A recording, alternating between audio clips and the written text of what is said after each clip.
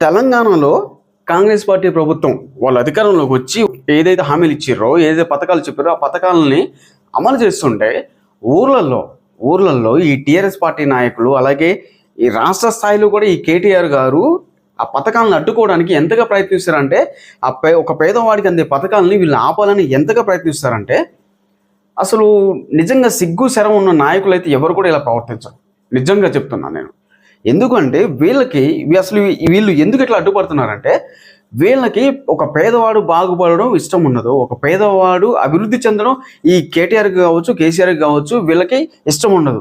ఒక పేదవాడు ఎప్పుడు వీళ్ళ చెప్పు చేతలోనే బతకాలి, వీళ్ళ కనుసైగల కిందనే బతకాలి, వీళ్ళు చెప్పినట్టు చేయాలి. అంతేలే కానీ ఒక పేదవాడు బతకాలన్న కోరిక, ఆశ వీళ్ళకి ఉండదు.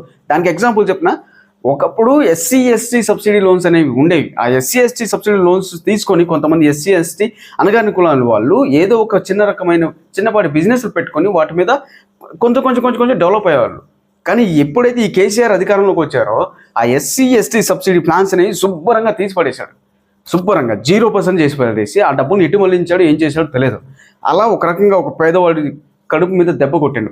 ఇప్పుడు కూడా ఇస్తున్న పథకాలని అడ్డుకోవాలనేసి ఎంతగా వీళ్ళు ప్రయత్నిస్తారంటే, కనీసం తెలంగాణ ప్రజల మీద వీళ్ళకి ఇంత ప్రేమ ఉన్నా సరే కాంగ్రెస్ పార్టీ ఇస్తున్న పథకాలని వీళ్ళు ఎంకరేజ్ చెయ్యాలి.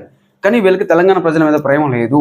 ఎప్పటికీ వీళ్ళకి ఒకే ఒక ఆశ ఏంటంటే, తెలంగాణలో నిధుల మీద, తెలంగాణ ఖజానా మీదనే వీళ్ళకి ఆశ.